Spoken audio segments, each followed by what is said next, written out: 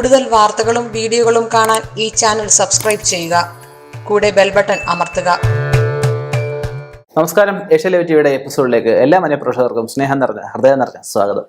ഇന്നത്തെ നമ്മുടെ വിഷയം എന്ന് വെച്ച് കഴിഞ്ഞാൽ ജീവിതാവസാനം വരെ അഭിമാനികളായിട്ട് നിൽക്കുന്ന 12 നക്ഷത്രക്കാരെ കുറിച്ച്. അപ്പോൾ ഒരു ചിന്താഗതി മറ്റുള്ളവർക്ക് എല്ലാവർക്കും ഉണ്ടാവാം. ബാക്കിയുള്ളവർക്കാർക്കും ബാക്കിയുള്ള 15 നക്ഷത്രക്കാർക്ക് ഇങ്ങനെ ഒരു ചിന്താഗതി ഇല്ലേ, അഭിമാനമില്ലേ എന്നൊരു ചോദ്യം അവിടെ ഉരുത്തിരിഞ്ഞു വരാം. നമ്മൾ ജനിക്കുന്ന സമയത്ത് ഓരോ ഗ്രഹങ്ങൾ നിൽക്കുന്ന അവസ്ഥയിൽ ഗ്രഹനില അല്ലെങ്കിൽ തലക്കുറി എന്ന് പറയുന്നൊരവസ്ഥയുണ്ട്. ഇത് അനുസരിച്ചായിരിക്കും നമ്മുടെ ജാതകങ്ങൾ മിക്കപ്പോഴും വരിക. ഒരാൾ പോകത്തില്ല എന്ന് സങ്കല്പിക്കുന്ന ഒരു വഴിയെ, അല്ലെങ്കിൽ ഞാൻ ചെയ്യത്തില്ല എന്ന് വിചാരിക്കുന്ന കാര്യം ഇപ്പോഴല്ലെങ്കിൽ പിന്നീടായാലും അവർ ചെയ്യേണ്ട ഒരു അവസ്ഥയിലേക്ക് വരാം. ഇന്ന് ഇഷ്ടപ്പെടാത്തൊരു വാഹനമായാൽ ഭാവിയിൽ ഏതെങ്കിലും കാരണത്താൽ ആരുടെയെങ്കിലും പ്രേരണ കൊണ്ടായിരിക്കാം, അല്ലെങ്കിൽ അതിൻ്റെ അടുത്തൊരു വർഷം ഇഷ്ടപ്പെട്ടതുകൊണ്ടായിരിക്കാം അവരത് വാങ്ങിക്കേണ്ട അവസ്ഥയിലേക്ക് വരും. അപ്പം ഉദാഹരണം പറഞ്ഞാണ് കേട്ടോ. അപ്പം നമ്മൾ എന്നും അഭിമാനികളായിട്ട് നിൽക്കുന്ന 12 നക്ഷത്രക്കാരെ കുറിച്ച് നമ്മൾ വരുന്നത്. ആ ജാതകപ്രകാരമുള്ളൊരു വിഷയം, അതുപോലെ ഓരോ ജാതകങ്ങൾ നമ്മൾ പഠിക്കുന്നത് പ്രകാരം, ഓരോ പുസ്തകങ്ങൾ വായിക്കുന്നത് പ്രകാരം ഒക്കെയുള്ള കാര്യങ്ങളാണ്. ഞാനടക്കമുള്ള ഏത് ജ്യോത്സ്യന്മാരായാലും ഓരോ ഗ്രഹങ്ങൾ മാറുന്നതനുസരിച്ചുള്ള ഫലങ്ങളായാലും ഇങ്ങനെയുള്ള പ്രതാപശാലികളായിട്ടുള്ള അല്ലെങ്കിൽ വിജയിക്കുന്ന അല്ലെങ്കിൽ അഭിമാനികളായിട്ടുള്ള ഇങ്ങനെയുള്ള നക്ഷത്രക്കാരെ കുറിച്ച് പറയുമ്പോൾ നമ്മൾ കണക്കാക്കുന്നത്. നമ്മൾ ഒരു വ്യക്തിയുടെ പൂർണ്ണമായിട്ടും നോക്കണമെങ്കിൽ അത് ജാതകം പരിശോധിച്ചെങ്കിൽ മാത്രമേ പറ്റുള്ളൂ. പൊതുവെ ഉള്ള ഫലങ്ങളാണ് ഞാനിവിടെ പറയുന്നത്. ഇതിൽ കൂടുതലായിട്ട് വ്യക്തത ആവശ്യമെങ്കിൽ ഒരു കാരണവശാൽ ഫോണിൽ കൂടെ ചോദിക്കാതെ കണ്ടിട്ട് നേരിട്ട് വന്ന് ചോദിക്കുക. അപ്പോൾ ഒരു ചോദ്യം ഉണ്ടാവും. നമ്മുടെ റിസപ്ഷൻ ബോക്സിലായാലും ഈ സ്ക്രീനിലായാലും ഒക്കെ നമ്പർ കൊടുത്തേക്കുന്നത് എന്തിനാണ്. അപ്പം അത് നമുക്ക് ഒന്നുകിൽ ബുക്കിങ്ങിനായിട്ടോ അല്ലെങ്കിൽ ചെറിയ സംശയങ്ങൾ, നമ്മൾ പറഞ്ഞ കാര്യങ്ങളുള്ള സംശയങ്ങൾ ചോദിക്കാനായിട്ടാണ്. അപ്പം അത് മനസ്സിലാക്കുക. നമുക്ക് എന്തായാലും നക്ഷത്രത്തിലേക്കൊന്ന് കടക്കാം. ആദ്യത്തെ നക്ഷത്രം എന്ന് വെച്ച് കഴിഞ്ഞാൽ അശ്വതി നക്ഷത്രമാണ്. അശ്വതി നക്ഷത്രം ഏറെ അഭിമാനികളായിട്ട് കണ്ടുവരാറുണ്ട്, സ്ത്രീകളായാലും പുരുഷന്മാരായാലും ഒക്കെ. അതുപോലെ രണ്ടാമത് ഭരണി നക്ഷത്രമാണ്. ഭരണി നക്ഷത്രമായാലും ദീർഘായുസ് ഉള്ള നക്ഷത്രങ്ങൾ ഒരുപാട് നക്ഷത്രമുണ്ട്. അതിൽ പെട്ട നക്ഷത്രം തന്നെയാണ് ഭരണി നക്ഷത്രം എന്ന് വെച്ച് കഴിഞ്ഞാൽ ഇവർ പറഞ്ഞ പോലെ മരിക്കുന്നവരെ ആയാലും അഭിമാനം കൈവിടാത്തൊരു ഇതായിരിക്കും. ഇവർക്ക് ദുരഭിമാനം എന്ന് പറഞ്ഞ അവസ്ഥ ഇവർക്ക് കണ്ടുവരാറില്ല. അതുപോലെ രോഹിണി നക്ഷത്രം. രോഹിണി നക്ഷത്രം ഭഗവാന്റെ നാളാണ്.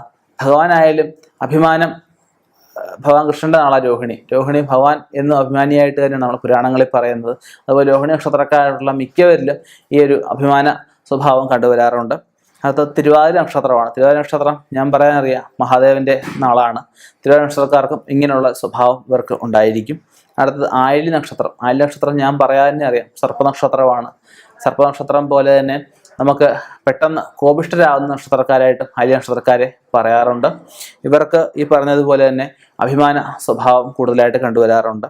അടുത്തത് പൂരം. പൂരം പിറന്ന പുരുഷൻ എന്നൊക്കെ പറയും, പൂരം പൊടി പൂരം എന്നൊക്കെ പറയും അല്ലേ.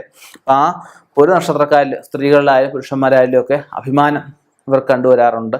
ഇവർക്ക് എന്ത് വലിയ വിഷയമാണെന്ന് പറഞ്ഞാൽ ഇവർ അഭിമാനം വിട്ടവർ നിൽക്കുന്ന ഒരു അവസ്ഥ ഇവർക്ക് കണ്ടുവരാറില്ല. അടുത്തത് അത്തം നക്ഷത്രമാണ്. അത്തം നക്ഷത്രത്തിനായാലും ഈ പറഞ്ഞ വിഷയമുണ്ട്. പിന്നെ ചോദിക്കായാലും അഭിമാനം ഉണ്ടായിരിക്കും. അതുപോലെ എന്തില്ലെന്ന് പറഞ്ഞാലും ഒരാളുടെ കെഞ്ചാനോ അല്ലെ ഒരാളോട് പോയി അവൻ്റെ നില വിട്ട് പെരുമാറാനോ ഒരു ചിന്താഗതി ഇവർക്ക് ഒരിക്കലും ഉരുത്തിരിഞ്ഞു വരാത്ത നക്ഷത്രമാണ് ചോദ്യ നക്ഷത്രം എന്ന് പറഞ്ഞു കഴിഞ്ഞാൽ. ഇവർക്ക് ചോദിക്കാതെ എല്ലാം കിട്ടാറുണ്ട്.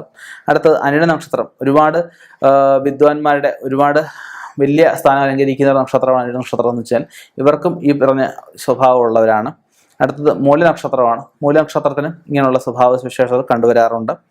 ഉത്രാടവും രേവതിയും പറയുമ്പം രണ്ടും ഒരുപോലെ തന്നെ ഏകദേശം ഏറെക്കുറെ ഒരേ സ്വഭാവ സവിശേഷതയും ഏറെക്കുറെ ഒരുപോലെ തന്നെ ഉയർച്ചയും താഴ്ചയൊക്കെ ജീവിതത്തിൽ ഉണ്ടാകുന്ന 2 നക്ഷത്രങ്ങളാണ്. ഉത്രാടമായാലും രേവതിയായാലും ഇവർക്കും ഇങ്ങനെയുള്ള സവിശേഷതകൾ കണ്ടുവരാറുണ്ട്.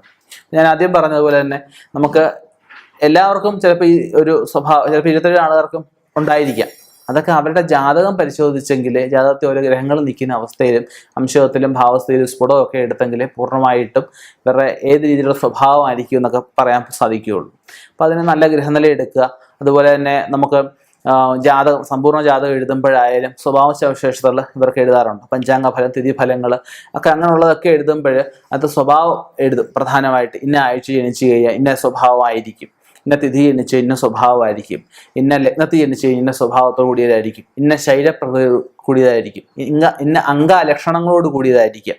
അത് പറയുന്നത് കറക്റ്റ് ആയിരിക്കും.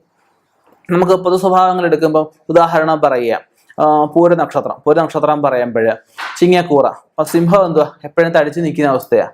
പക്ഷെ ഇവരുടെ ജാതകം നോക്കുമ്പോഴത്തേക്കും ആ ശരീരഭാഗം നമ്മൾ എടുക്കുമ്പോൾ അതിന് ശരീരകലകൾക്ക് കുറവൊക്കെ ആണെങ്കിൽ ചിലപ്പം പൂരനക്ഷത്രം വണ്ണം കുറവായിരിക്കും ഇവർക്ക് ജാതകത്തിൽ. പക്ഷേ അപ്പോൾ അവർ കണക്ക് കൂട്ടി ഇവർ ശരീരം വണ്ണമുള്ളവരാണോ, അല്ലെങ്കിൽ ഇവർ മെലിഞ്ഞ സ്വഭാവക്കാരാണോ, അല്ലെങ്കിൽ മെലിഞ്ഞ ശരീരപ്രകൃതി കൂടിയാണോ ഒക്കെ പറയാൻ സാധിക്കുകയുള്ളൂ.